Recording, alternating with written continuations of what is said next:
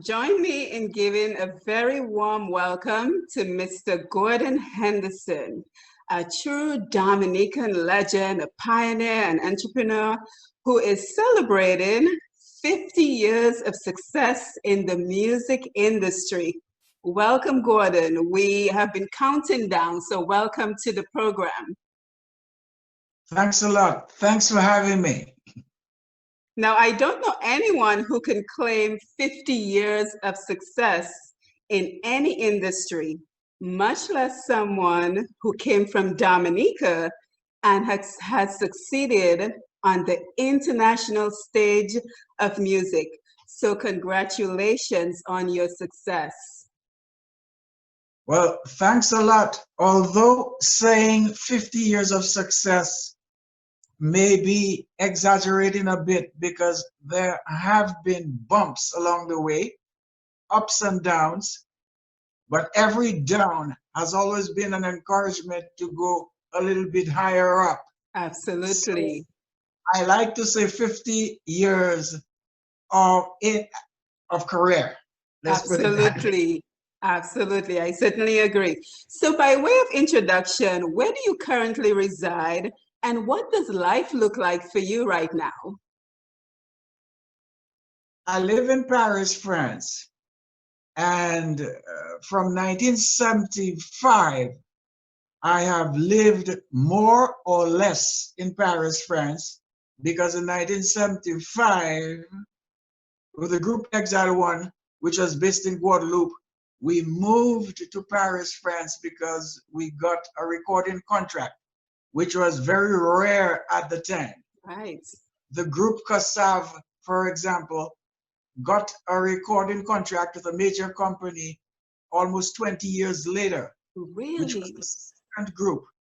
Wow. And from 1975, Paris was the base, but sometimes, not sometimes, there was a whole load of travel, and so Paris was the base, but not necessarily the place where was called home.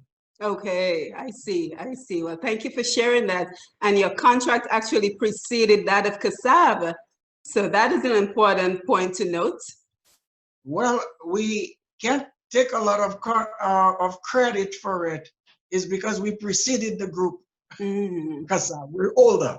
Okay, I see what you're saying. In terms of the age group, although some of the guys in Kassav are practically my age, Right. but we are older. I see, as a band, yes. So let's talk a little bit about your early start in the business. Now, I know that you won the Junior Calypso Monarch way back in the day, and I'm just You know wondering, that? I read your magazine. Thank you for sending it, and I did a lot of research on you. So I'm just wondering, was that what sparked your interest in looking towards being successful with music, or did it start even before then? No, it started before that. In fact, I entered the Calypso competition more to get a girlfriend or two, Makes sense. because I probably still am, but fundamentally I was a very shy boy. Yes. Somebody said that Michael Jackson was shy, but shy people sometimes can conquer their Yes. shyness with stage performance. Right. So I used that as therapy. Mm-hmm. And as I said, at that age, to attract, at least to get a girlfriend. Did it I was work? about 12 or 13. Yes, it did. So that was what was important then. At that age, I think it's important for most little boys, particularly like me. I I had a brother. He's dead now, Mm-hmm. but he was 11 years older than me.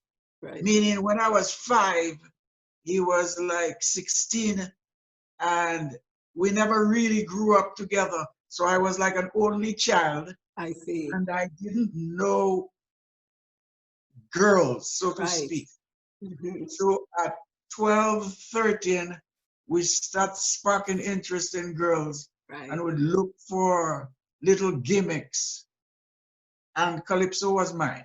Well, the most important thing is that it worked. Yes, it did.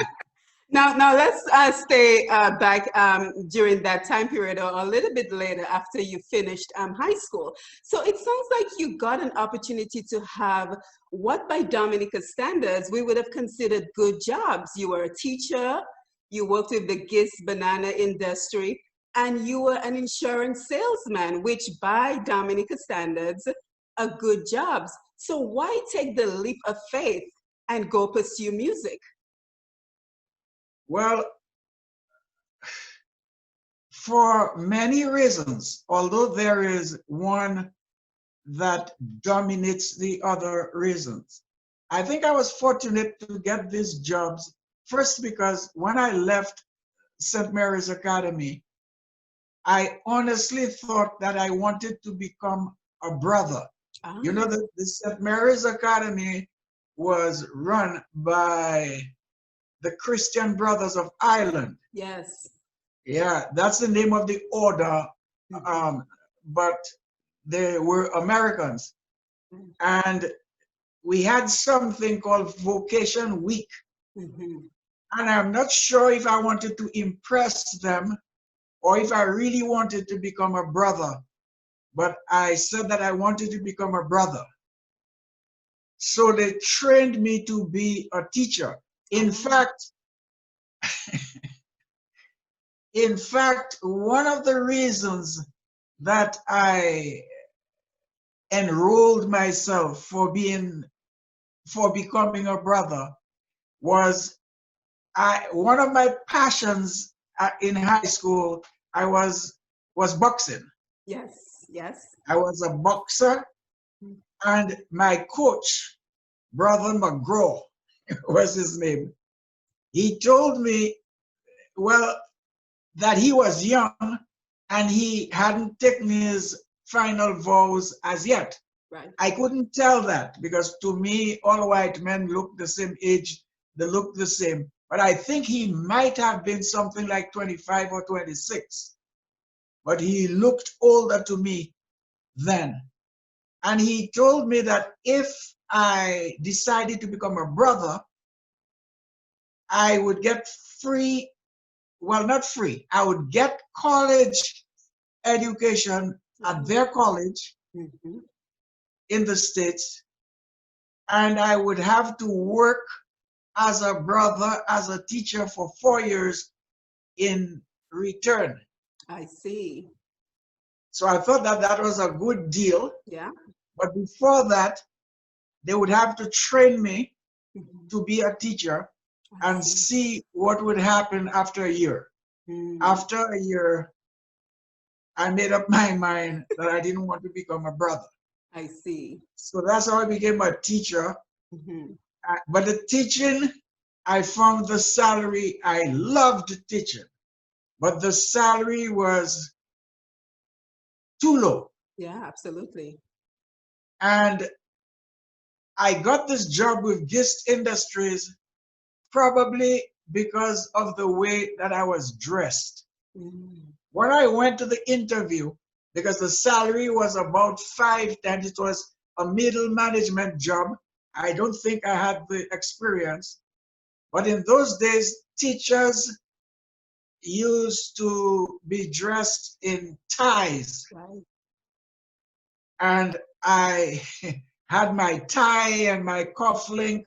And I went to the interview, and I remember the interviewer started laughing and said, "But why are you so dressed up?" I said, "I'm so dressed up because I'm a teacher and I just took an hour.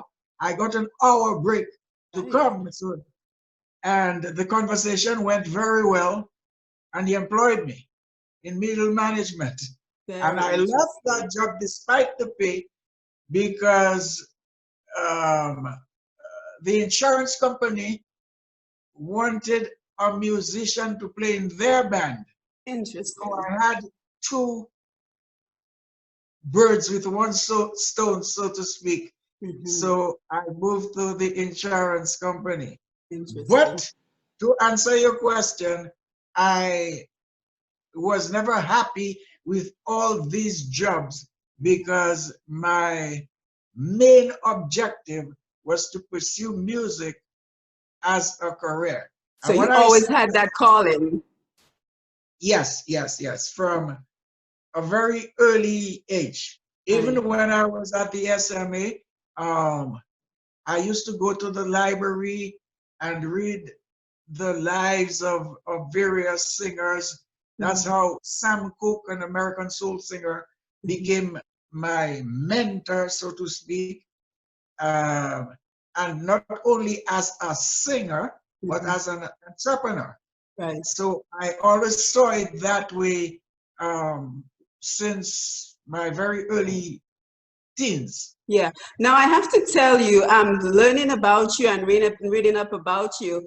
It sounds like there was such conviction in you when you began pursuing music in terms of taking out a loan in your own name to buy the instruments and going over to Guadeloupe and getting the instruments and negotiating that whole process. So were you convinced that this was going to be a success, or were you working more of a prayer, hope that this was going to work out? Because there was such conviction in what you were doing. Well, in hindsight, I think I was naive because I was 100% sure that everything would work. Right. And later in my life, I read books about positive thinking, and then I realized that I was a positive thinker. Absolutely. Probably, if I had had a failure in one of these endeavors, probably that would have destroyed me. But everything, despite the hurdles, always worked to my advantage and very quickly. But there are certain risks that I took. Even going to the JB Charles Penny Bank to get Yes. a loan, that was very, very naive. Yes, it I is. didn't have an account at the bank. The only thing that I was convinced that if I were to explain the situation and explain that I would be able to repay the loan and the source would be from my salary because I had a job, and or from the revenue earned with the instruments from the band. And I today I'm very surprised that the gentleman he approved the loan. Yes. Yes. Well, it sounds like you were divinely ordained to do this work. So for anyone who's just joining us, we're speaking to Dominica's music legend, Mr. Gordon Henderson, and he's just walking us through the process of how the group got started and his hurdles and his successes along the way. So for our listeners who are a little bit less familiar with Dominica music, what is Cadence music and how did it originate? Okay, Cadence Calypso that we call Cadence for short is it's a little bit complex slash simple at the same time because it originated in Paris, France, strangely, Interesting. created by Dominican musicians. And what were the circumstances? We had this group, Exile One, in Guadeloupe, and we were like most Caribbean groups at the time. When we released our first record, we recorded songs and musical patterns that were popular at the time, mainly on radio. So this means that our first album, we had calypso, we had reggae, because Jamaica has always had a strong influence on the Caribbean, particularly at this time, later with Bob Marley on the world, and American soul music and funk music, as it was called back then, still called, I think. Now we had this record and it became successful. It went #1 on a huge radio station that was located in Montserrat called Radio Antilles. Yes, I remember. They used to broadcast in English and French. So their reach was really regional with a lot of power. And we became popular in Guadeloupe, where we were based, and a concert promoter. I say concert, but it's more like a dance, because that clientele, very much like most West Indians, they're more inclined to attend dances than concerts. So our popularity brought us to Paris, France, to perform at a dance. Right. So we played our hits, reggae, funk, soul, and the people applauded. But after an hour, the promoter came and told me as band leader, you have to make the people dance. Now, to understand Calypso, I'm going into all this detail because the context is very important. The people, the audience, they were people from Martinique, Guadeloupe, and French Guyana. So these people were people who were nostalgic of home. They applauded, but what they wanted to do was dance.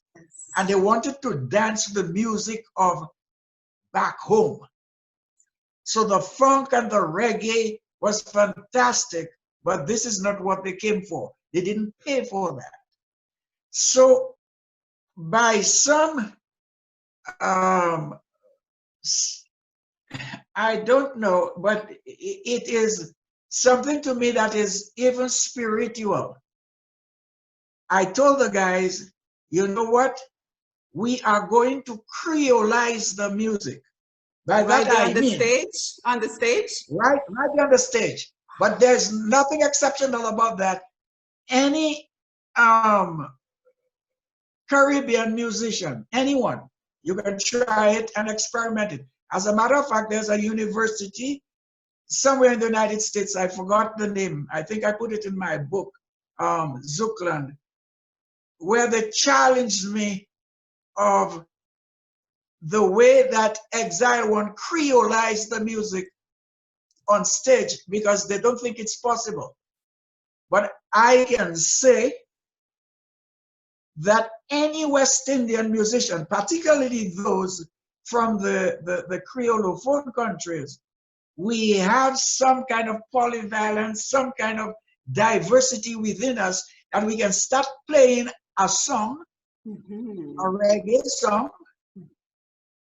a Bob Marley song. No woman, no cry. That's reggae, right? Right. And we can calypso it. No woman, no cry. Oh, that is amazing. Thank you for sharing that. That is amazing. And we can jazz it up too. No, woman, no cry. Yeah. All the rhythms that are part of our being. Yes. Expose it on the spot. Right. So this is what we did. So we made a synthesis, a fusion, since we knew that the French-speaking or the Creole-speaking audience, they were very much into the rhythms from Haiti, more than Calypso. So we took the Creole element and then we put the Calypso element into it, and the same repertoire that we had, we Creolized it, and Cadence Calypso was born.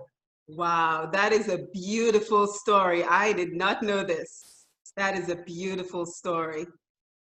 And maybe we might not have the opportunity of giving you part two.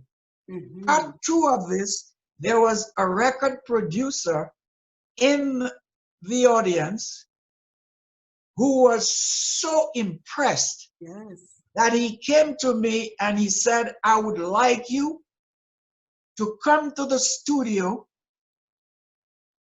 to do a recording of that music. And I was still not convinced.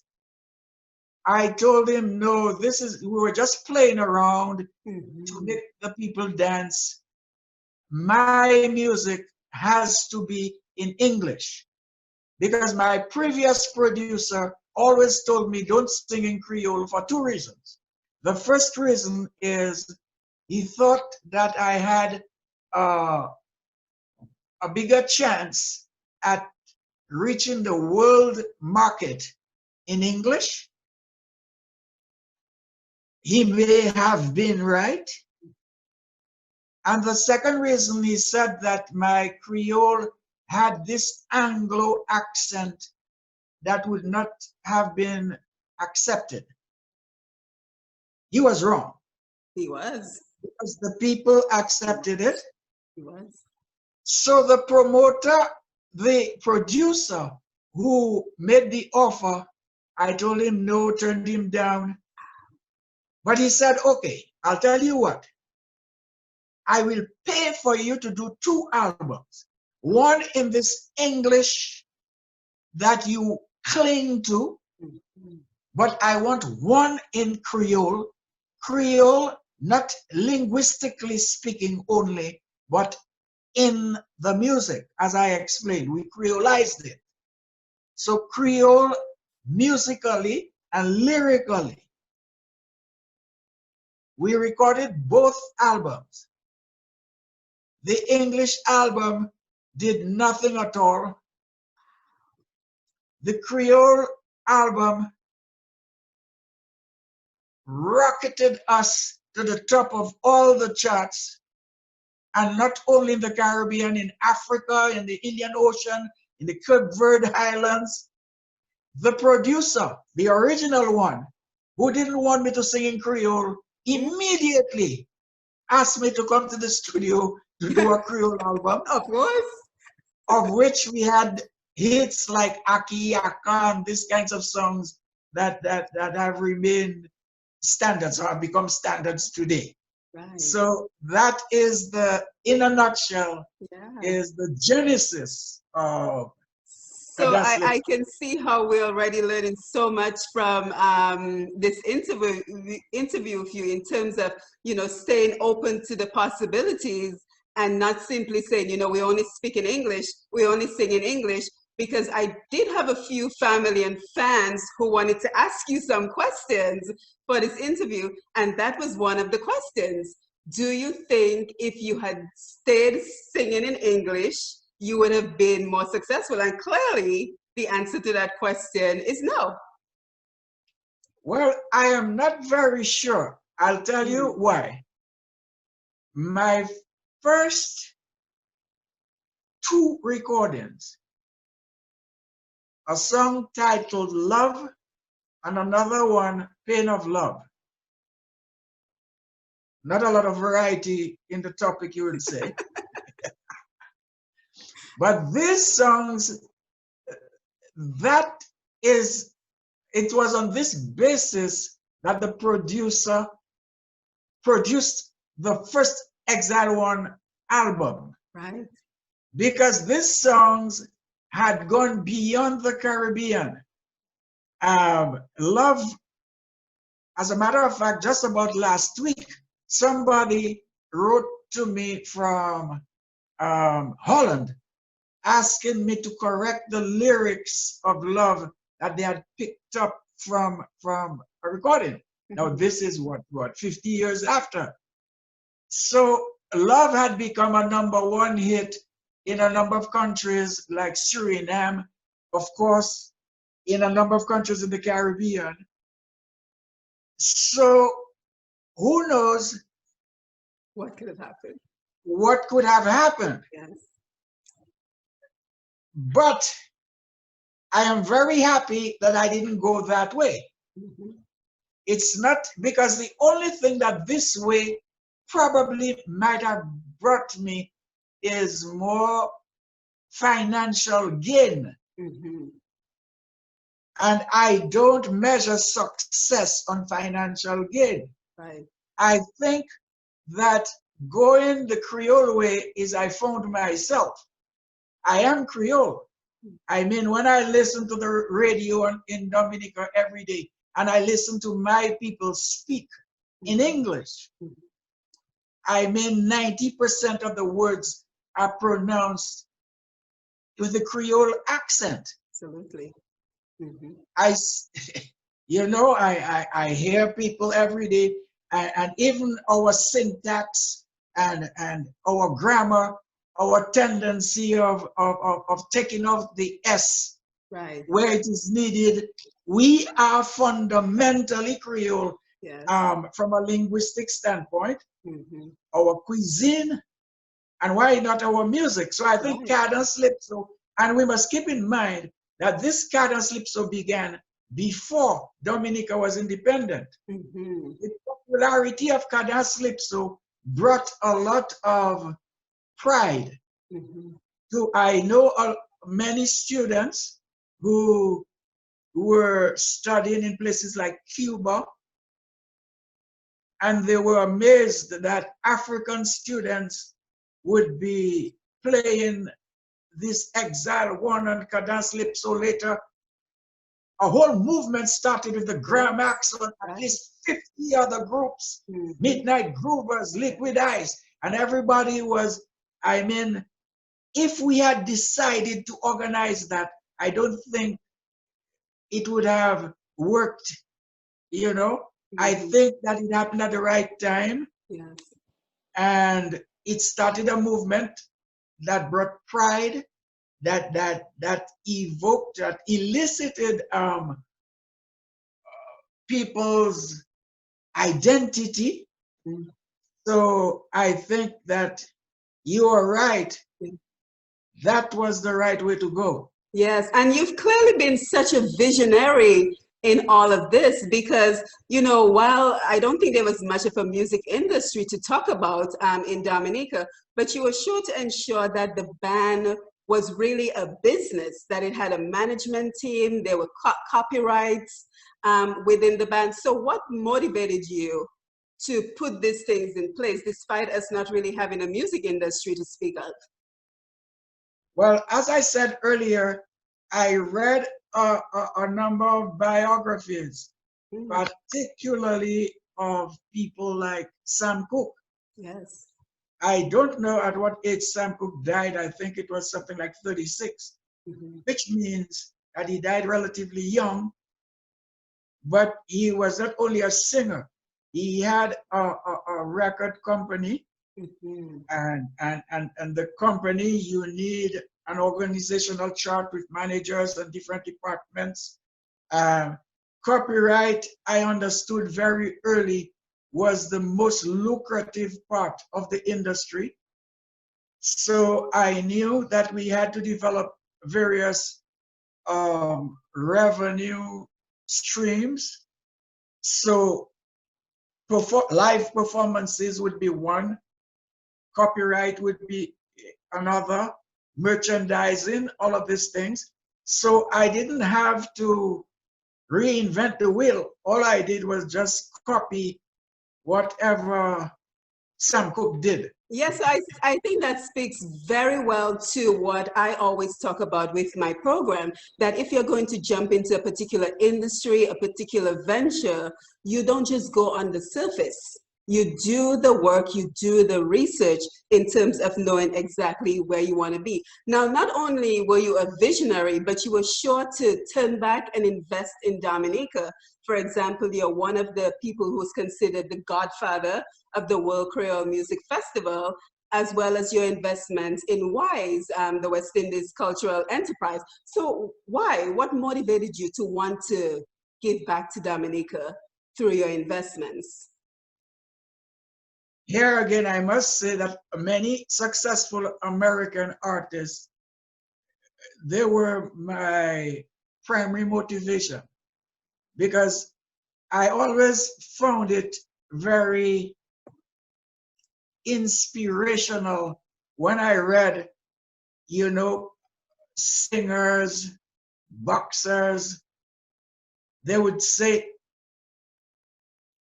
I bought my mother a home. Yes. Now, I didn't have to buy my mother a home because my mother had her home, Right. different context. But I encouraged her to break it down so I could have built one for her. So the inspiration. The other thing is to invest within the society where you were raised. Mm-hmm. Make your contribution. Yes.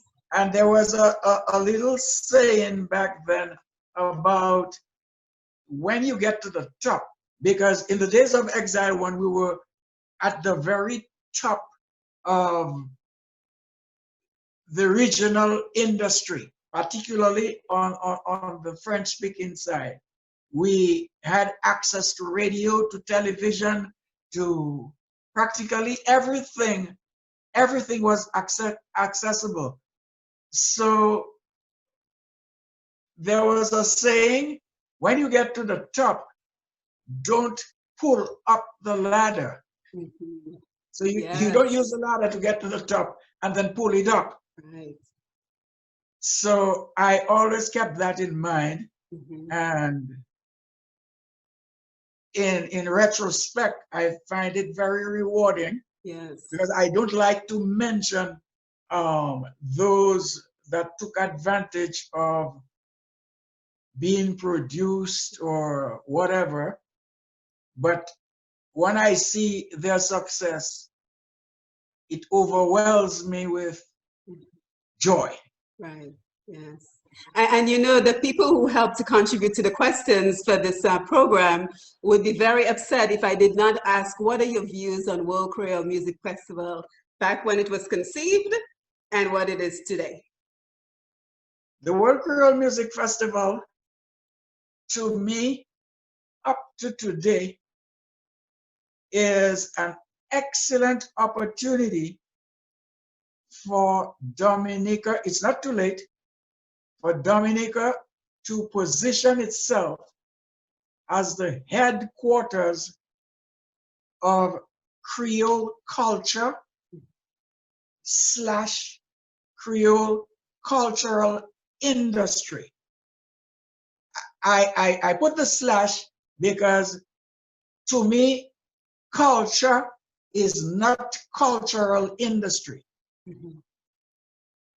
I know back home, people often expect the Ministry for Culture to be responsible for monetizing, exporting the culture.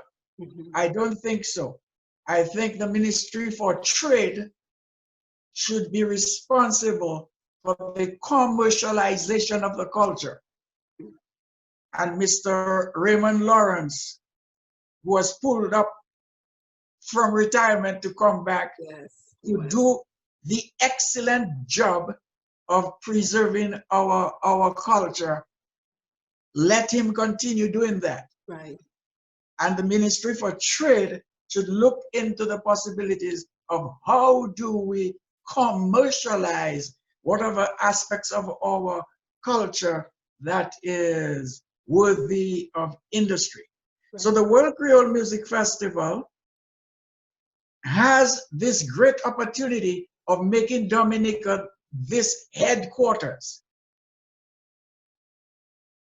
It is an event dubbed the 3 Nights of Pulsating Rhythms. It was meant, number one, and I put it in order because this is what I was told the very first time that I was approached. It is meant to attract tourists to our shores. Yes. And it has succeeded in doing that. From Martinique and Guadeloupe, every year we have had in excess of 2,000 people from Martinique and Guadeloupe alone, excluding returning Dominicans and people from all over the world coming. So that's one thing.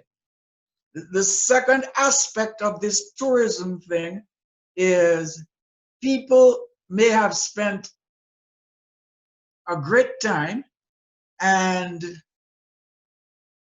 may want to return not only at festival time, but return to discover the island, because the festival is designed in a way that if you attend the 3 nights, you have no time to visit anything else. Right. So at least you may be inclined to return.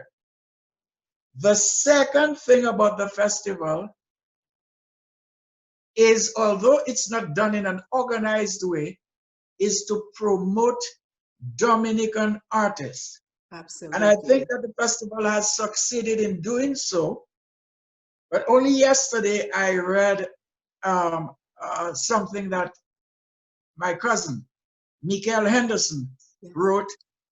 She wrote on Facebook that after her appearance at the World Creole Music Festival, someone, a festival promoter from Belgium, wow, invited her to perform at a festival in Belgium. When she performed in Belgium, a festival promoter from Denmark saw her there and got her to Denmark. She also said that Carlin XP. Yes, she was a guest recently. Okay, well, she is the Bouillon Queen. Yes. And she was noticed and scouted at the World Creole Music Festival to that festival in Belgium. Now I'm just quoting Mikel. Mikel also spoke of a young man called Asa Benton. Yes, we're familiar. And she said that he was doing his thing, but when he got to the World Creole Music Festival, he exploded, or some word to that. So it is promoting local talent. What I think is needed, in addition to promoting local talent, like every other industry, we need research and development. We need to develop Creole music, because after 20 years, we noticed that Kassav came something like 9 times, and there is no development of Creole music. If this is our industry, we have to make it our responsibility to develop the product. So Creole music seems to be stagnating, and over 10 years ago, I was still working with the organizers of the festival, a UE professor, Dr. Keith Nurse, Dr. Nurse, easy to remember.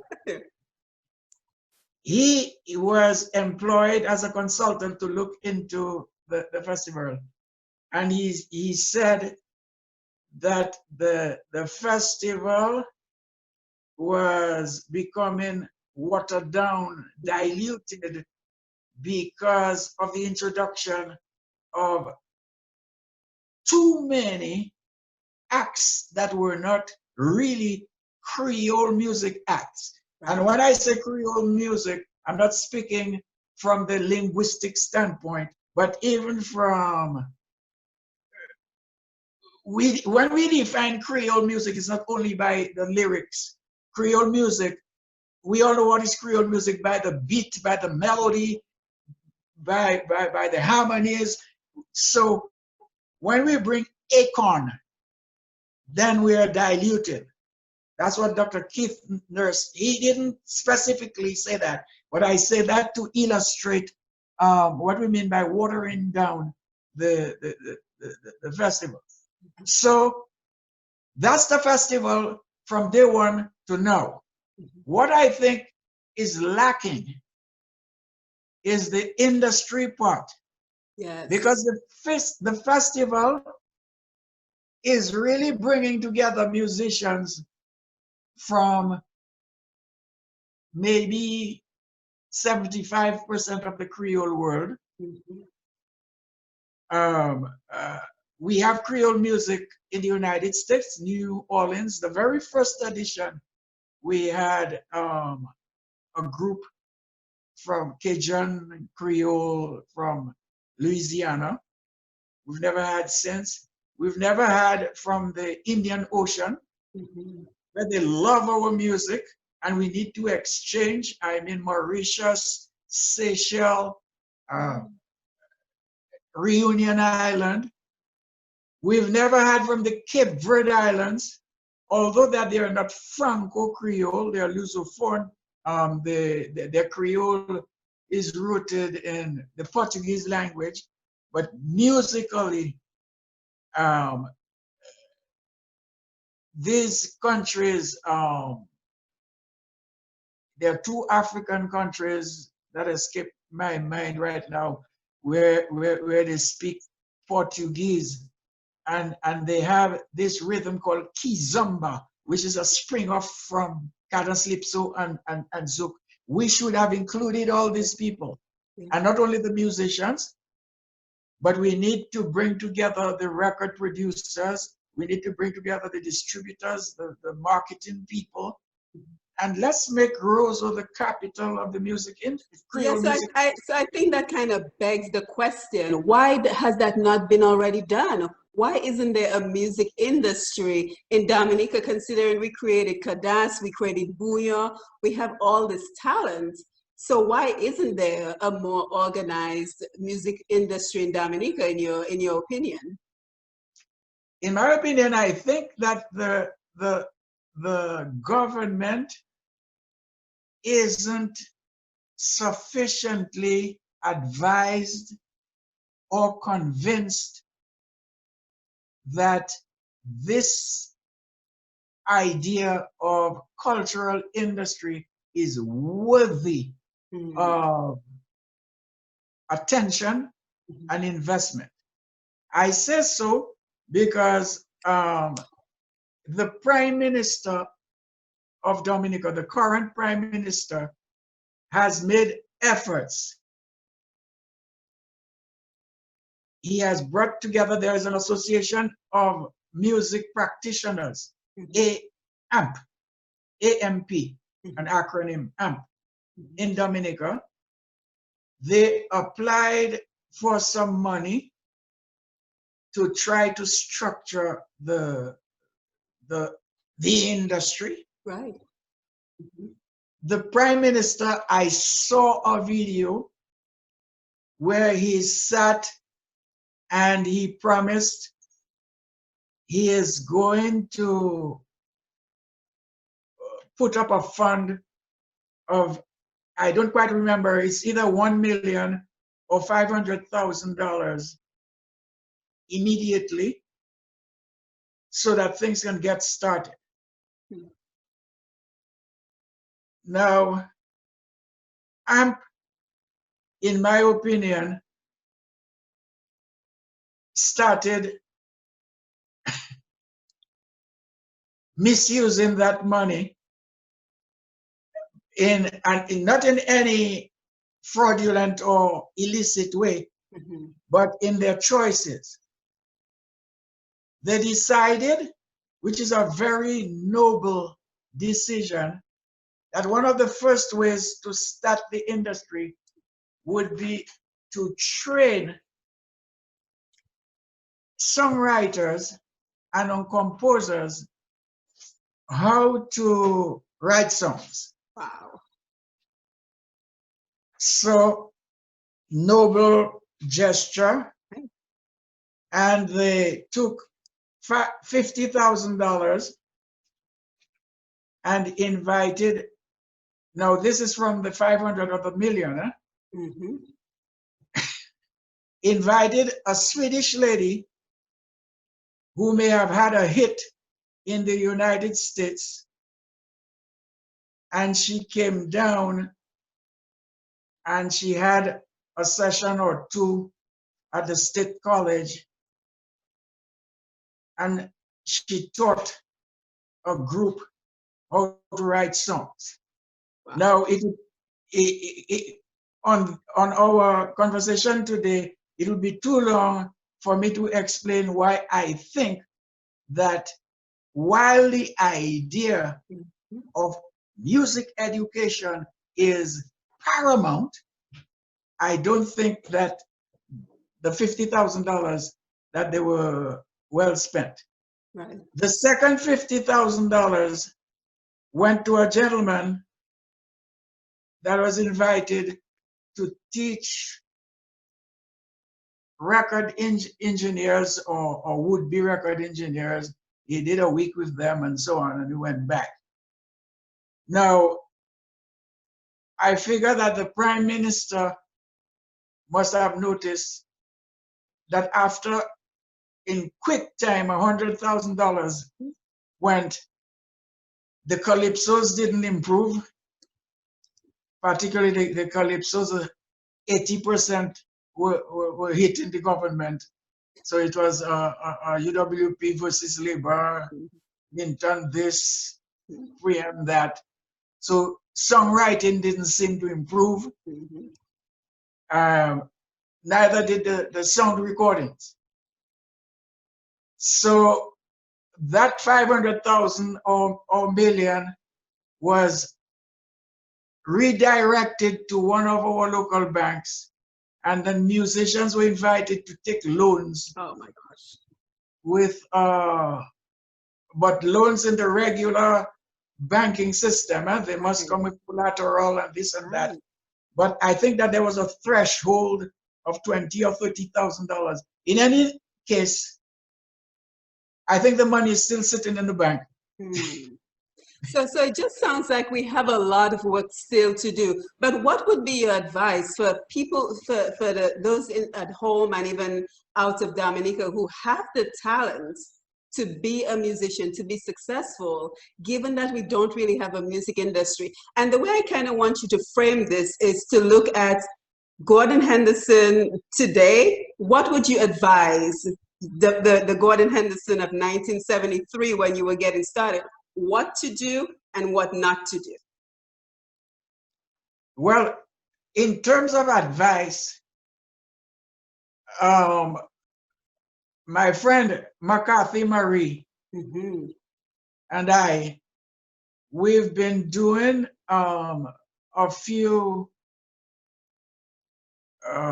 webinars or whatever on Facebook. They're still on our Facebook pages, where we have been explaining to songwriters, composers, musicians, where they have money that is sleeping. So we directed our presentations not only to would-be musicians, but musicians that have been in the business and they don't seem to understand the way that it works. Right. So we identified the question of copyright. So in Dominica, there are many musicians, and I should take back the word musician and make it more specific.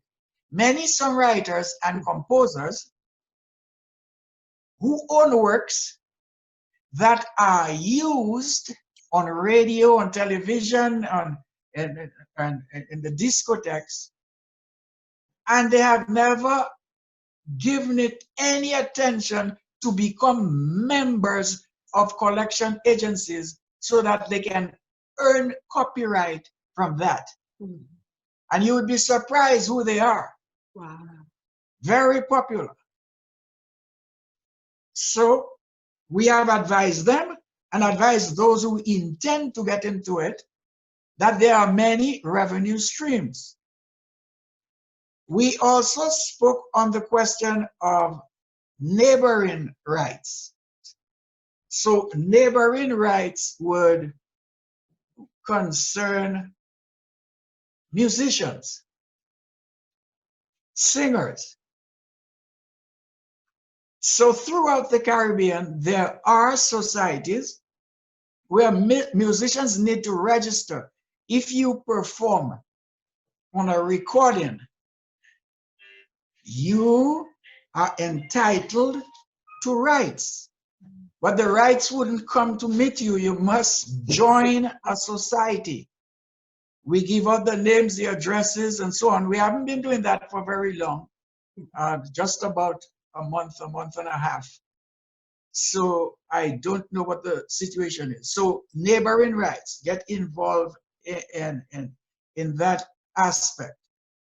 So I think we have to applaud you, because I think a lot of what you're discussing right now, you know, most musicians go into this because they love playing music. They would love for it to become their careers, but the business aspect is so lacking. Say it again.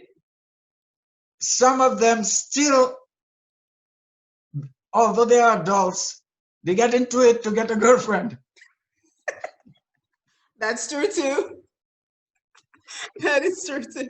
Now, it's important to learn the business. Yes. Learn the business. The story of the passion and all of this is okay, right, but it's important to learn the business and know the various revenue streams and conquer them. Yeah. No, I think that is certainly something for everyone to learn. But going back to your success and your career, I know you've received numerous accolades and awards from all over the world, locally and internationally. Which one would you say is your most, the most, that you're most proud of?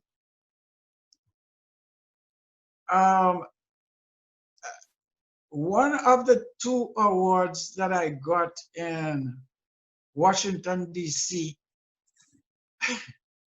one is from an organization called CAIO, C-A-I-O, I think it is. And it is not bestowed only on artists. And when I noticed on the list that besides I was the only artist, and the 2 previous ones were Sparrow and Calypso Rose. Wow. I felt humble. You're in good company. Yeah. Sparrow and Calypso Rose. Wow. So this one stand up for me. Mm-hmm. Now, given everything that you've accomplished, you've traversed all the oceans, been to all the continents. Do you still have goals? Do you still have aspirations that you're working on? Yeah. You know, I live in France, and one of the French artists who was very international, Charles Aznavour, he died recently at 97, and he was on a world tour. Wow, at 97. Yeah, he was a World War. He didn't complete. He didn't complete the tour. So I think that I like the idea of live performances. As long as I'm healthy, I always look forward to live performances. I still write songs, Yes. but the success of my old songs and the market that I target, there's to be a conflict because when I perform, I may have three generations of people. People about my age, their children that are not very young, and the grandchildren. Some of them are teenagers. Now, they all know my repertoire, and they're not very interested in finding out what's new. They want to, and it's not only a question of music, it's a question of nostalgic feelings. So they want me to perform my repertoire and bring that nostalgia. So I write songs, but there is a conflict of interest.